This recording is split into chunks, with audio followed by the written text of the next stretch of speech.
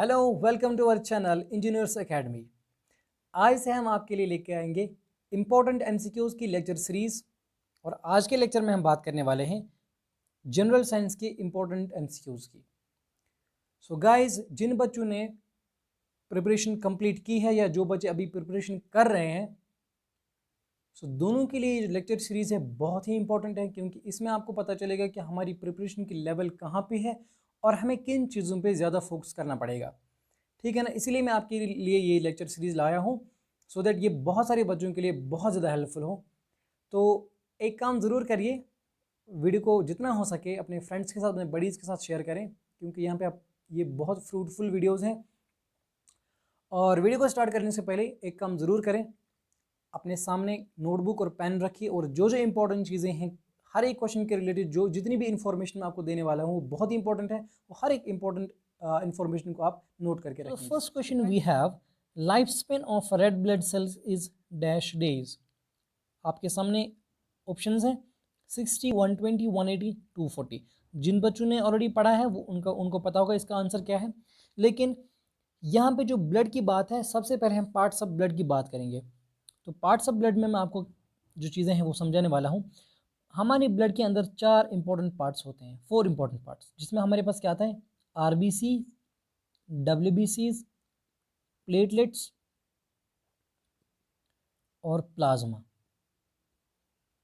ये important 4 parts of our blood है। सो सबसे पहले हम बात करेंगे आरबीसीज की। सो आरबीसीज का जो लाइफ स्पेन होता है वो होता है 128 डेज। और RBCs the make up almost half of our blood. ठीक है ना, हमारा तकरीबन तकरीबन हाफ ब्लड जो है वो मेकअप कौन करता है, आरबीसीज। और बात करेंगे डब्ल्यूबीसीज की, इनका जो लाइफ स्पेन होता है वो होता है 12 से लेके 20 डेज तक। हो सकता है कि एग्जामिनर आपसे आरबीसीज के नहीं डब्ल्यूबीसीज के बारे में क्वेश्चन पूछे, तो ये भी पता होना चाहिए कि 12 से लेके 20 डेज तक इनका लाइफ स्पेन होता है और उसके बाद ये फिर से रीजनरेट हो जाती है। सो प्लेटलेट्स की अगर बात करेंगे, प्लेटलेट्स जो होते हैं, अगर फॉर एग्जाम्पल कभी कभार इंजरी होती है तो जब ब्लीडिंग होती है तो उस ब्लीडिंग को कंट्रोल करने में प्लेटलेट बहुत ज़्यादा मदद करता है, बहुत ज़्यादा हेल्प होता है। ठीक है, सो प्लेटलेट का काम होता है कि उस ब्लीडिंग को कंट्रोल करना। अब बात करेंगे प्लाज्मा की। प्लाज्मा जो होता है ये पेल येलो कलर का होता है और ये होल्ड करता है हमारी जितनी भी ब्लड सेल्स हैं, वो सारी ब्लड सेल्स को होल्ड कौन करता है, प्लाज्मा। और प्लाज्मा जो होता है इसका जो काम होता है, it helps in moving water, nutrients, minerals, medication या हार्मोन्स जो भी है थ्रू आउट द बॉडी, ये सारी चीज़ों को मूव कराने में हेल्प करता है। और जो भी वेस्ट प्रोडक्ट्स हैं ये उनको किडनी तक ले जाता है और किडनी बाद में उसको फिल्टर आउट कराता है। आई होप गाइज ये सारी चीज़ें आपको पता होगी, या अभी अगर आपको पता नहीं है तो इनको नोट करके रखें सारी चीज़ों को। सो आरबीसीज, डब्ल्यूबीसीज, प्लेटलेट्स और प्लाज्मा जो है ये ब्लड के पार्ट्स हैं। सो हमारा जो क्वेश्चन अभी था कि life of red blood cells is, अब आपको पता चला होगा कि 120 डेज का। ठीक है ना, let's move to next question guys. Next question we have, which vessel carries CO2 rich blood from all parts of body back to heart. So पहले आपको पता होना चाहिए कि हमारी बॉडी के अंदर we have 2 types of blood flowing through in our body. एक होता है ऑक्सीजनेटेड ब्लड, दूसरा होता है deoxygenated blood. So oxygenated blood जो होता है वो कैरी करता है हार्ट से लेके पूरे बॉडी तक कौन, आर्टरीज। और CO2 ब्लड जो होता है वो ऑल पार्ट्स ऑफ बॉडी, यानी कि जितने भी ऑर्गन्स हमारी बॉडी के अंदर हैं वो CO2 ब्लड वहाँ से वेन्स के थ्रू कहाँ जाता है, फिर हार्ट की तरफ। सो यहाँ पे जो क्वेश्चन था वो था विच वेसल कैरीज डीऑक्सीजनेटेड ब्लड, यानी कि CO2 ब्लड। तो CO2 ब्लड कौन कैरी करता है, वेन्स। और बाद में जो कैपिलरीज होते हैं, हो सकता है क्वेश्चन कभी इस टाइप का भी आए, कैपिलरीज होते हैं वो टाइनी ब्लड वेसल्स होती हैं और वो कनेक्ट करते हैं इन दो को आपस में, यानी कि वेन्स और आर्टरीज को कनेक्ट करते हैं कैपिलरीज। ठीक है ना, और लास्ट पे जो है आर्टरियोल्स, आर्टरियोल्स भी स्मॉल ब्लड वेसल्स होते हैं, ये एक्सटेंड होती है आर्टरी से, यानी कि मेन आर्टरी से ये एक्सटेंड होती हैं छोटी छोटी small arterioles and they lead to capillaries. ठीक है ना, so next question we have, dash is caused due to the deficiency of iron in the body. So आपको पता होगा कि आयरन की कमी की वजह से जो डिफिशिएंसी डिजीज़ होता है वो कौन होता है? एनीमिया। ये आपको पता ही होगा। और जिन बच्चों को पता नहीं है उनसे मैं ये इन्फॉर्मेशन शेयर कर रहा हूँ कि फॉर एग्जांपल ये एनीमिया किस वजह से होता है और आयरन लॉस क्यों होता है ब्लड में। जब भी ब्लड लॉस होता है कभी भी, जैसे फॉर एग्जांपल अगर मैं बात करूँ, कोई इंजरी होती है, बहुत बड़ी इंजरी, तो उसकी वजह से जो ब्लड लॉस होता है तो उसकी वजह से भी एनीमिया हो सकता है। या जो मेंस्ट्रुएशन साइकिल के ड्यूरिंग जो वुमेन्स के अंदर उनको कहते हैं हेवी पीरियड्स के दौरान बहुत सारा ब्लड जो होता है वो लॉस होता है फीमेल्स के अंदर, वुमेन्स के अंदर। सो मतलब उस टाइम पे भी हम कह सकते हैं कि इस फीमेल के अंदर एनीमिया हो सकता है, क्योंकि जब बहुत ज़्यादा ब्लड लॉस होता है तो उसकी वजह से आयरन लॉस होता है बॉडी में, ब्लड में, ठीक है, जिसकी वजह से एनीमिया हो सकता है। और जो नाइट ब्लाइंडनेस है ये विटामिन ए की वजह से होता है, ठीक है ना। सो डिफिशिएंसी ऑफ विटामिन में आपने पढ़ा होगा कि नाइट ब्लाइंडनेस विटामिन ए की वजह से होता है अगर उसकी डिफिशिएंसी होगी बॉडी में। तो अगर आपको विटामिन का वो लेक्चर चाहिए पूरे विटामिन, उसमें मैं आपको डिफिशिएंसी या फंक्शन भी पढ़ाऊंगा, अगर आपको चाहिए तो मुझे कमेंट सेक्शन में ज़रूर बोलना। और नेक्स्ट जो है हाई ब्लड प्रेशर किसकी वजह से होता है? डायबिटीज़ की वजह से। अगर कोई पेशेंट डायबिटीज़ का पेशेंट है तो उसको हाई ब्लड प्रेशर मतलब होना मुमकिन है, ठीक है। सो ये चीज़ें आपको पता होंगी। नेक्स्ट क्वेश्चन की बात करेंगे। Red blood cells are produced in, red blood cells कहाँ पे प्रोड्यूस होते हैं ये आपको पता होना चाहिए। ये प्रोड्यूस होती हैं बोन मैरो के अंदर, ठीक है। तो बोन मैरो के अंदर एक तो रेड ब्लड सेल्स भी प्रोड्यूस होती हैं, WBCs भी प्रोड्यूस होती हैं और प्लेटलेट्स भी बोन मैरो के अंदर ही प्रोड्यूस होती है, ठीक है। और लिम्फ नोड जो है यहाँ पे लिम्फ नोड के अंदर आपको पता होगा टी एंड बी सेल्स किसके अंदर प्रोड्यूस होती हैं? वो लिम्फ नोड के अंदर प्रोड्यूस होती हैं। तो हार्ट में सेल्स तो नहीं बनती है, ठीक है ना। सो ये जो मैंने आपको बोला रेड ब्लड सेल्स ये बोन मैरो के अंदर बनती है। नेक्स्ट क्वेश्चन की बात करेंगे। Pacemaker is associated with, आपको पता होगा पेस मेकर क्या होता है? पेस मेकर ये हम प्लेस करते हैं under the skin in your chest, मतलब चेस्ट के ऊपर रखा जाता है स्किन के अंदर, लेकिन एक पेस मेकर। और पेस मेकर जो काम होता है ये कंट्रोल करता है हार्ट बीट। अगर कोई हार्ट पेशेंट होगा, हार्ट पेशेंट का मतलब है कभी किसी पेशेंट के अंदर हार्ट बीट बहुत ज़्यादा तेज़ होती है या किसी पेशेंट के अंदर हार्ट बीट जो बहुत कम हो जाती है, तो उसको हम पेस मेकर लगाते हैं और पेस मेकर की वजह से जो उसका जो हार्ट बीट होता है वो कंट्रोल हो जाता है, ठीक है ना। तो pacemaker is associated with heart, ये आपको पता होना चाहिए। सो किडनी और ब्रेन के साथ इसका कोई वास्ता नहीं है, ठीक है ना, या ईयर के साथ। सो एक यहाँ पे क्वेश्चन आपको पूछूंगा, उसका आंसर मुझे कमेंट सेक्शन में बताना। आप मुझे बताओ कि डायलिसिस जो है वो किसके रिलेटेड है, ठीक है। डायलिसिस किसके रिलेटेड है, इसका आंसर मुझे बताना कमेंट सेक्शन में। नेक्स्ट क्वेश्चन की बात करेंगे। Which hormone is secreted by pituitary gland? सबसे पहले आपको पिट्यूटरी ग्लैंड के बारे में पता होना चाहिए, जिसको हम पीस साइजर ग्लैंड भी कहते हैं, ठीक है ना, आपको पता होगा इसको पीस साइजर ग्लैंड भी कहते हैं। और पिट्यूटरी ग्लैंड जो है गाइस, इसको हम मास्टर ग्लैंड बोलते हैं, इसको याद रखना, ये इंपॉर्टेंट पॉइंट है, मास्टर ग्लैंड बोलते हैं इसको, ठीक है ना, क्योंकि ये कंट्रोल करता है जो भी हार्मोन सिक्रेटिंग ग्लैंड्स हैं, ठीक है ना, जो भी हार्मोन सिक्रेटिंग ग्लैंड्स हैं उनका जो एक्टिविटी है उसको कंट्रोल करता है ये, यानी कि उनको बोलते हैं कि आपको ये हार्मोन सिक्रेट करना है, तो इसीलिए इसको मास्टर ग्लैंड बोलते हैं। और जो पिट्यूटरी ग्लैंड है ये बहुत सारे हार्मोन्स को सिक्रेट करता है, ये एक ही हार्मोन को सिक्रेट नहीं करता, ये आपको पता होना चाहिए। सो लेकिन उसमें एक है ग्रोथ हार्मोन। सो इसका जो आंसर यहाँ पे है वो है ग्रोथ हार्मोन, ठीक है, क्योंकि इंसुलिन जो है वो पेनक्रियाज सिक्रेट करता है और थायरॉक्सिन जो है ये थायराइड ग्लैंड सिक्रेट करता है।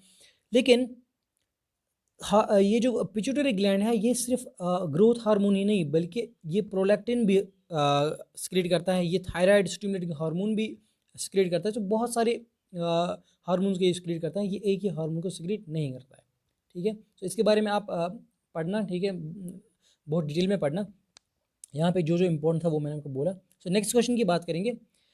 जीका वायरस और Zika fever is separate through, इसके बारे में आप नेट से देख भी लेना कि जीका वायरस भी एक वायरस है जो स्प्रेड होता है मॉस्किटो बाइट की वजह से, ठीक है, मॉस्किटो बाइट की वजह से ही स्प्रेड हो जाता है। नेक्स्ट क्वेश्चन की बात करेंगे, विच of the following parts of human body releases carbon dioxide brought in by the blood from the rest of the body. वो कौन है? वो तो एल्वोल है, क्योंकि जब ब्लड वापस आ जाता है, डीऑक्सीजन ब्लड जब वापस आ जाता है, वो कार्बन डाइऑक्साइड को कहाँ तक ले जाता है? लंग्स के अंदर। फिर लंग्स के अंदर जो एल्वोल है वो इसको बाहर फेंक देते हैं कार्बन डाइऑक्साइड पर, ठीक है। So the right option is third alveoli. Clear. Next question की बात करेंगे, how many chambers are present in heart of a fish. ये आपको पता होना चाहिए कि फिश के हार्ट के अंदर 4 चैम्बर्स होते हैं, ठीक है। जैसे ह्यूमन बीइंग्स के अंदर 4 चैम्बर्स ऑफ हार्ट होते हैं, वैसे इनके अंदर भी 4 चैम्बर्स ऑफ हार्ट होते हैं। नेक्स्ट क्वेश्चन की बात करेंगे, your heart beats around dash times a day. ये इंपॉर्टेंट क्वेश्चन, ये मैंने पेपर्स में भी देखा था। हार्ट बीट जो होता है एक दिन के अंदर ये 1,00,000 बार बीट करता है। Third is the right option, 1,00,000 बार। और अगर आपको क्वेश्चन आएगा कि एक नॉर्मल एडल्ट में कितने टाइम 1 मिनट में हार्ट बीट बीट करता है, हार्ट बीट करता है, सो इट इज़ 60 to 80। ये आप याद रखना, 60 to 80 1 मिनट के अंदर, ये नॉर्मल हार्ट बीट है। तो अगर इससे ज़्यादा होगा या इससे कम होगा तो उसको हम कह सकते हैं कि इसके अंदर ब्लड प्रेशर जो है या जो इसके अंदर हार्ट की कोई प्रॉब्लम है। लेकिन एक दिन में कम से कम ये 1,00,000 बार जो है बीट करता है हार्ट, ठीक है, around 1,00,000। It's not exact, it's around. Next question की बात करेंगे, क्यूरी इज, ये फिजिक्स का क्वेश्चन है, curie is SI unit of. Curie किसका एसआई यूनिट है? पहले आपको पता होना चाहिए। अगर क्वेश्चन आया टेम्परेचर का एसआई यूनिट क्या है, तो वो है डिग्री सेल्सियस, या केल्विन भी इसका यूनिट है, ठीक है। और हीट का भी, हीट तो एनर्जी है, इसका जूल होगा, और एनर्जी का भी जूल है। अब जो बचा रेडियो एक्टिविटी, तो curie is the SI unit of radioactivity, ठीक है ना। तो ये चीज़ें आपको पता होनी चाहिए। और रेडियो एक्टिविटी का दूसरा एक भी यूनिट है जिसको हम बैक्यूरल कहते हैं, इसको भी याद रखना, ये नोट करके रखना, BACQUEREL। बैक्यूरल जो है इसका BQ सिंपल में लिखते हैं, BQ, वो भी इसका ऐसा यूनिट है, ठीक है। क्योंकि क्यूरी नहीं देता इसका, इसलिए इसका रेडियो एक्टिविटी का जो ऐसा यूनिट है वो क्यूरी है। और इसका मतलब होता है कि जो रेडियो एक्टिविटी है, जब कोई अनस्टेबल न्यूक्लियर होता है हमारे पास, कोई अनस्टेबल न्यूक्लियर जो स्टेबल नहीं होगा, सो वो लूज़ करता है एनर्जी। तो उस लूज़ ऑफ एनर्जी को, वो रेडिएशन जो लूज़ करता है, उसी को हम रेडियो एक्टिविटी कहते हैं, ठीक है। नेक्स्ट क्वेश्चन की बात करेंगे, ये सिंपल क्वेश्चन है, ऐसा यूनिट का क्वेश्चन है, the value of 1 angstrom is. 1 angstrom होता है इन टर्म्स ऑफ माइक्रोन, ये 10⁻⁻⁴ माइक्रोन होता है, ठीक है, 10⁻⁻⁴ माइक्रोन होता है। नेक्स्ट क्वेश्चन की, भाई बहुत ईजी क्वेश्चन था। इसके नेक्स्ट क्वेश्चन की बात करेंगे, light of different colours propagates through air with the velocity of sound, with the velocity of air, with the different velocity, with equal velocities। तो पहले आपको एक चीज़ पता होना चाहिए इसके बारे में, लाइट के कितने कलर्स होते हैं? वाइट लाइट के 7 कलर्स, रिबोर आपने पढ़ा होगा, VIBGYOR, violet, indigo, blue, green, yellow, orange and red. तो एक चीज़ आपको पता होना चाहिए, बेसिक इन्फॉर्मेशन आपको दे रहा हूँ, हाइस्ट वेवलेंथ है रेड की और लोवेस्ट वेवलेंथ है वायलेट की। यानी कि वेवलेंथ का जो डिक्रीजिंग ऑर्डर है वो ऐसे है, इनके रेड की सबसे ज़्यादा है, फिर डिक्रीज होता है, फिर वॉयलेट की सबसे कम है। इसका क्या मतलब है? जैसे आपको, अगर मैं रेड की बात करूँ, उसकी वेवलेंथ बहुत ज़्यादा है, इसका मतलब आपको रेड जो है वो दूर से आपको नज़र आएगा। इसीलिए हम एम्बुलेंस वगैरह पे क्या करते हैं, कभी क्वेश्चन आ सकता है कि एम्बुलेंस पे हम रेड लाइट का ही क्यों इस्तेमाल करते हैं। इट्स बिकॉज कि रेड की जो वेवलेंथ है वो बहुत ज़्यादा है, सो वो दूर से हमें दिख सकती है, ठीक है ना। सो वॉयलेट हम नहीं रख सकते क्योंकि वो फिर दिखेगा नहीं। एंड अगर हम फ्रीक्वेंसी की बात करेंगे, फ्रीक्वेंसी का मतलब ये होता है कि ऐसे मान लो कि स्पीड ही मान लो, तो वॉयलेट की जो है, वॉयलेट की सबसे ज़्यादा है और रेड की सबसे कम है। फ्रीक्वेंसी का ऑर्डर ये है, इनकी सबसे ज़्यादा किसका है? वॉयलेट का, फिर रेड का बहुत कम है फ्रीक्वेंसी, ठीक है ना। सो क्वेश्चन जो यहाँ पे था वो था, light of different colours propagated through air with the same velocity. क्यों? यानी कि फोर्थ ऑप्शन जो है that is the right option, having equal velocities. क्योंकि एयर के अंदर वेलोसिटी की लाइट जो है वो, वेलोसिटी ऑफ लाइट जो है वो चेंज नहीं होती है। ये तभी चेंज होता है, ये पॉइंट नोट करके रखना है, जब कोई मीडियम हमारे पास आता है। जैसे फॉर एग्जाम्पल मीडियम जैसे वाटर है या गिलास है, उसकी वजह से लाइट की जो वेलोसिटी है वो चेंज हो सकती है, लेकिन एयर में कोई चेंज नहीं आ सकता वेलोसिटी ऑफ लाइट के अंदर, ठीक है।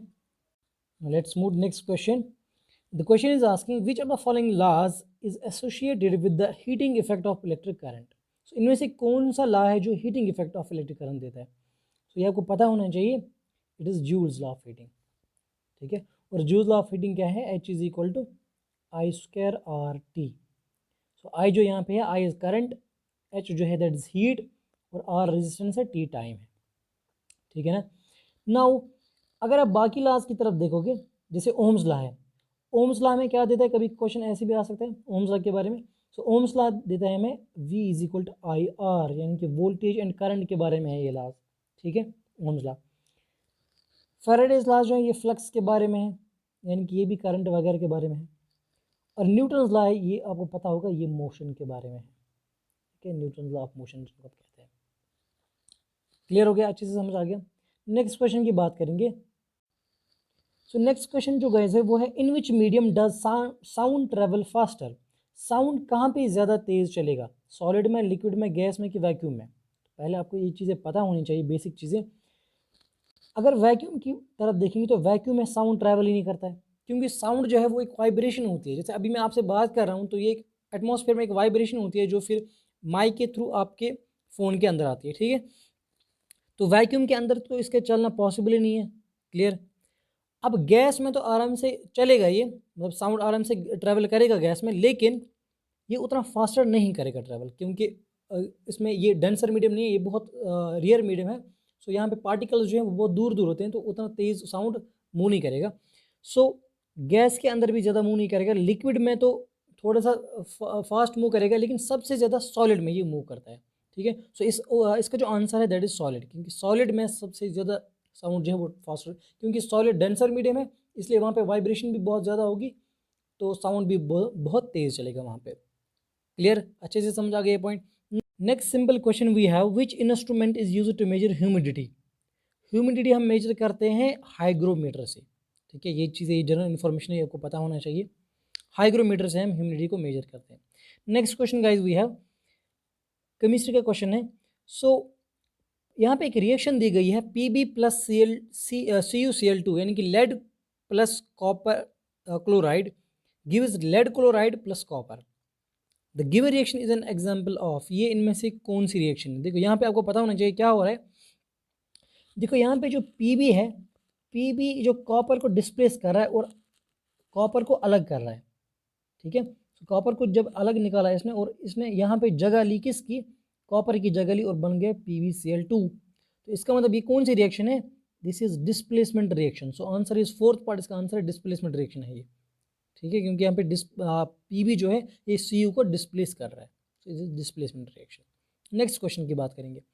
The difference in isotopes of an element is.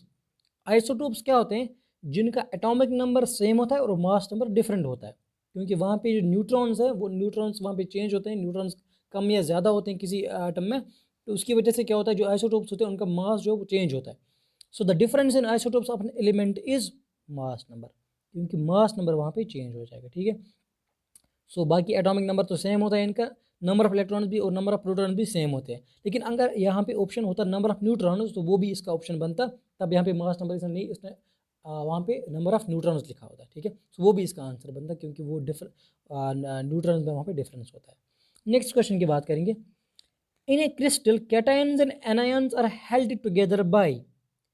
मान लो एक कैटायन की एग्जांपल हमने, जैसे Cu पॉजिटिव 2 पॉजिटिव एक कैटायन हमारे पास है, यहाँ से मैं लूँगा Cl नेगेटिव। ठीक है, सो Cl नेगेटिव और 2 पॉजिटिव के बीच में कौन सी अट्रैक्शन होगी, यहाँ पे पॉजिटिव है, यहाँ पे नेगेटिव है, तो इसको हम जब भी वहाँ पे पॉजिटिव नेगेटिव आएगा तो चार्जेस की वजह से जो अट्रैक्शन, उसको हम इलेक्ट्रोस्टैटिक फोर्स कहते हैं। ठीक है, इलेक्ट्रोस्टैटिक फोर्स कहते हैं इनको, जब इनके बीच में अट्रैक्शन होगी, या अगर पॉजिटिव पॉजिटिव होगा तो उनमें रिपल्शन होगा, तो उसको भी इलेक्ट्रोस्टैटिक रिपल्शन कहते हैं। ठीक है, सो इसका मतलब है कि इलेक्ट्रॉन्स का इसके साथ कोई वाबस्ता नहीं है। ठीक है, electrostatic force is the right answer, part second इसका राइट आंसर होगा। न्यूक्लियर फोर्स जो होता है वो न्यूक्लियंस के बीच में होता है, और nucleons means protons and neutrons. ठीक है, और फिर कोवेलेंट बॉन्ड बनता है शेयरिंग ऑफ इलेक्ट्रॉन की वजह से, ये कैटायंस और एनायंस की वजह से नहीं बनता है। ठीक है, सो कैटायन और एनायन जो होते हैं वो हेल्ड आपस में कैसे होते हैं, इलेक्ट्रोस्टैटिक फोर्स की वजह से। नेक्स्ट क्वेश्चन की बात करेंगे जनरल साइंस में, जो लास्ट क्वेश्चन हमारे पास है दैट इज आज का जो लास्ट क्वेश्चन है, that is all kind of metals are in nature of. आपने देखा होगा मेटल जो होते हैं, अगर नॉन मेटल की बात करेंगे, नॉन मेटल होते हैं जैसे फॉर क्लोरीन की बात करेंगे तो Cl2 होता है, या ऑक्सीजन की बात करेंगे नॉन मेटल है तो O2 की फॉर्म होता है, यानी कि डायटोमिक फॉर्म में होता है ये। और अगर हम मेटल्स की बात करेंगे तो मेटल्स यूजुअल जैसे सोडियम है तो Na फॉर्म है। यहाँ पे जो मैंने Cl2 लिखा है, Cl2 का मतलब है कि Cl2 मीन्स यहाँ पे ये डायटोमिक है, O2 मीन्स ये भी डायटोमिक है। अगर हम सोडियम की बात करेंगे तो ये मोनो एटॉमिक है, या पोटेशियम की बात करेंगे, या जो भी मेटल्स हैं उनकी बात करेंगे, मैग्नीशियम की Mg फॉर्म में होता है, तो ये सारे क्या होते हैं, मोनो एटॉमिक फॉर्म में होते हैं। बात समझ आई? So the right answer for this is mono atomic. ठीक है, so all kinds of metals are in nature of mono atomic nature. यहाँ तक बात समझ आई guys. So this was all about today's lecture. तो आज मैंने आपको बहुत इंपॉर्टेंट MCQs कराए, और आई होप गाइज ये पूरा लेक्चर आपको पसंद आया होगा।